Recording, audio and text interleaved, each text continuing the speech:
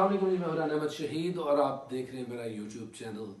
आज की इस वीडियो में हम बात करेंगे 15 एवरीडे सेंटेंसेस की। इससे पहले हम एवरीडे सेंटेंसेस पे 3 वीडियोस कर चुके हैं और ये एवरीडे सेंटेंसेस पे हमारी चौथी वीडियो है। तो चलते हैं अपने पहले सेंटेंस की तरफ। आज का हमारा पहला सेंटेंस है जी, मेरे सर में दर्द हो रहा है। इंग्लिश में इसका इडियोमैटिक एक्सप्रेशन जो होता है वो होता है जी, I have a headache. I have a headache. Normally यहाँ पे लोग ए को उड़ा देते हैं, जो कि गलती होती है। आपने आ हेडेक का इस्तेमाल करना होता है, आई हैव अ हेडेक। हमारा सेकंड सेंटेंस है, वो मेरा हम शक्ल है। वो मेरा हम शक्ल है, इसको इंग्लिश में कहते हैं जी, he is my lookalike. He is my lookalike. किसी से किसी की शक्ल मिलने उसके लिए हम रिजेंबल का वर्ड भी यूज करते हैं, he resembles me. Okay, he takes, और एक और एक्सप्रेशन है टेक आफ्टर ही का भी, ही टेक्स आफ्टर मी। इसका मतलब ही शक्ल मिलना होता है। लेकिन अगर आप वैसे कहना चाहें अगर हम शक्ल है तो आप इसके लिए एक अच्छा एक्सप्रेशन यूज करते हैं कि ही इज माई लुक अलाइक। इसके अलावा आप जैसे मैंने बताया, आप कहते हैं कि he resembles me. Resemble with नहीं करना होता, ये लोग भी गलती करते हैं, he resembles with me, that is wrong. He resembles me या ही टेक्स आफ्टर मी। हमारा थर्ड सेंटेंस है जी, डॉक्टर ने मरीज को लाइलाज करार दे दिया है। इसके लिए हम इंग्लिश में एक्सप्रेशन यूज करते हैं, इडियोमैटिक एक्सप्रेशन जो है वो ये है जी, the doctors have declared the patient hopeless. The doctors have declared the patient hopeless. Doctors ने मरीज को लाइलाज करार दे दिया है। हमारा फोर्थ सेंटेंस है जी, उसके दिन गिने जा चुके हैं। मतलब कोई खुदा न खास्ता बहुत ही मतलब उसकी बचने की उम्मीद ना रहे और बस वो अपनी आखिरी सांसें ले रहा हो, मरने के करीब हो, तो हम कहते हैं, जैसे उर्दू में कहते हैं उसके दिन गिने जा चुके हैं, इंग्लिश में कहते हैं his days are numbered. His days are numbered.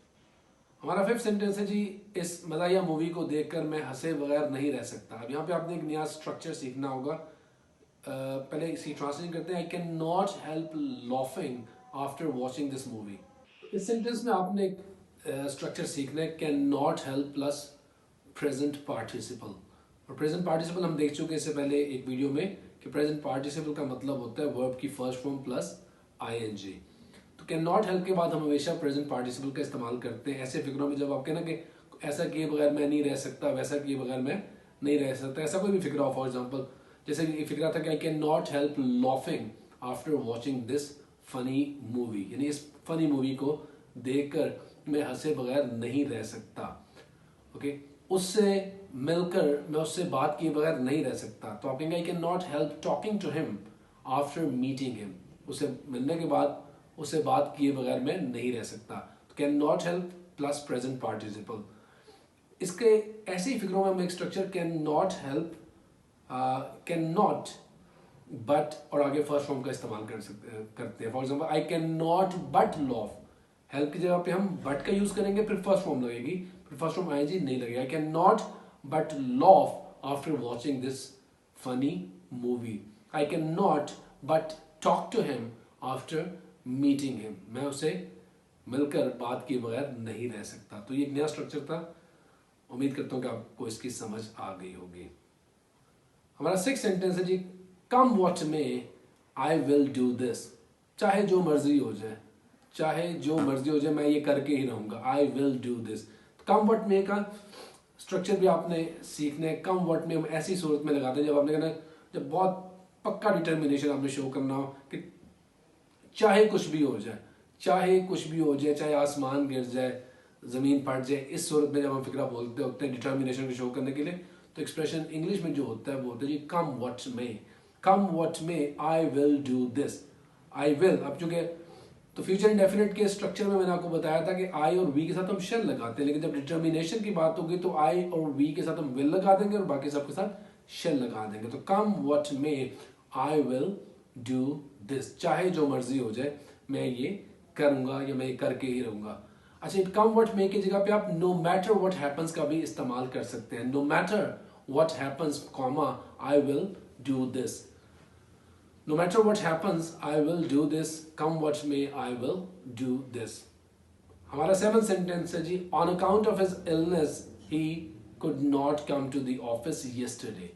On account of, on account of का एक्सप्रेशन जो हम यूज करते हैं जब हम किसी चीज की एक्सप्लेनेशन दे रहे होते हैं, जैसे किसी बात की वजह से, on account of his illness, अपनी बीमारी की वजह से, he could not come to the office yesterday, कल वो ऑफिस में नहीं आ सका, on account of his illness. अब बिकॉज ऑफ हिज इलनेस भी कहते हैं, अब ओइंग टू हिज इलनेस का भी इस्तेमाल करते हैं, अब ड्यू टू का भी इस्तेमाल करते हैं, लेकिन ड्यू टू से नॉर्मली इंग्लिश में फिक्रा शुरू नहीं किया जाता। हम ड्यू टू हिज इलनेस की बजाय it was due to his illness that he could not come to the office yesterday. Beginning में लगाना होगा तो हम ओइंग टू का इस्तेमाल करेंगे, सेंटेंस के दरमियान में लगाना होगा तो ड्यू टू का इस्तेमाल कर सकते हैं, ओइंग टू सेंटेंस के दरमियान में भी आ सकता है। On account of his illness he could not come to his office yesterday, right. तो होगा जी on account of his illness he could not come to the office yesterday, because of his illness he could not come to the office yesterday, owing to his illness he could not come to the office yesterday, it was due to his illness that he could not come to the office yesterday। हमारा 8 sentence है जी, keep your fingers crossed, keep your fingers crossed. ये हम इस sense में कहते हैं जी अच्छे की उम्मीद रखो, मतलब बेहतर वक्त की तवक्को करो, अच्छे वक्त की तवक्को करो, इस सेंस में कहते हैं कीप योर फिंगर्स क्रॉस्ड। आपने देखा होगा टीवी शोज वगैरह में समटाइम्स होता है, रिजल्ट्स अनाउंस हो रहे होते हैं तो कुछ लोग यूं करके बैठे होते हैं, इसका मतलब है फिंगर्स क्रॉस्ड कि they are hoping for the best. So keep your fingers crossed का मतलब ये वैसे कोई सुपरस्टिशन है, इसकी कोई लॉजिकल रीजनिंग तो नहीं है, बहरहाल एक ईडियम है जी, कीप योर फिंगर्स क्रॉस्ड मतलब sit like this, keep your fingers crossed means hope for the best, अच्छे की उम्मीद करो। हमारा 9th सेंटेंस है जी, how did you come by this beautiful dress, आपको ये खूबसूरत लिबास कहाँ से मिला। कम बाय का यूज करते हैं हम अचानक कोई किसी चीज का मिल जाना, तो how did you come by this beautiful dress, how did you come by this beautiful watch, आपको ये खूबसूरत लिबास कैसे मिला, कैसे आपके हाथ लग गया, इस सेंस में हम कहते हैं। हमारा 10th सेंटेंस है जी, हाउ थॉटलेस ऑफ मी या how careless of me that I forgot to return your book.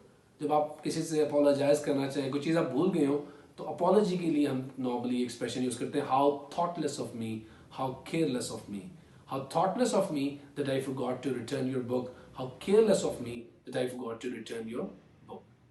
How thoughtless of me return your book, और how careless of me that I forgot to return your book. ये expression show करता है apology को कि आप अफसोस का इजहार कर रहे हैं। हमारा 11th सेंटेंस है, I am looking forward to my result, I am looking forward to my result. University के लोगों का कॉन्वोकेशन होता है डिग्रीज के लिए, उसमें आप यूँ भी कहते हैं I am looking forward to my convocation. Look forward to का मतलब होता है बेचैनी से किसी चीज़ का इंतजार करना। I am looking forward to my convocation, I am looking forward to my result. हमारा 12th सेंटेंस है जी, आप किसी से कुछ अर्से बाद मिलते हैं तो आप कहते हैं हाउ हैव यू बीन, वक्त तुम्हारा कैसा गुजरा, तुम्हारी तबीयत कैसे रही। आप यूँ भी कहते हैं how have you been keeping, how have you been keeping, आपकी तबीयत कैसे रही, आपका वक्त कैसा गुजरा। और आप यूँ भी कहते हैं how have you been getting on, how have you been getting on.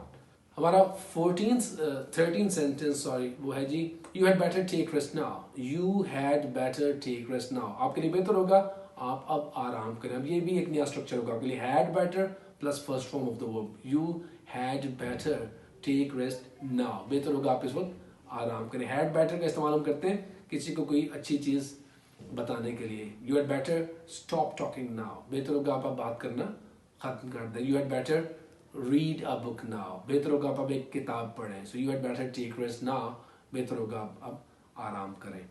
हमारा 14th सेंटेंस है जी, can you give me a hand with this, can you give me a hand with this का मतलब क्या आप इस काम में मेरी मदद करेंगे, क्या आप इस काम में मेरी मदद करेंगे। हेल्प मांगने के लिए हम कहते हैं can you give me a hand with this, और इसी को आप यूँ भी कहते हैं। हमारा 15th सेंटेंस हो जाएगा, I wonder if you could give me a hand with this, I wonder if you could give me a hand with this, or I wonder if you could lend me a hand in this।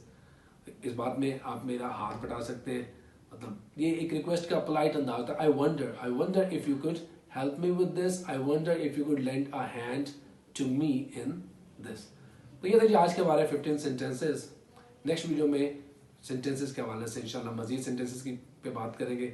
अभी यहीं पे stop करते हैं, अपना ख्याल रखिएगा, अल्लाह हाफ़िज़।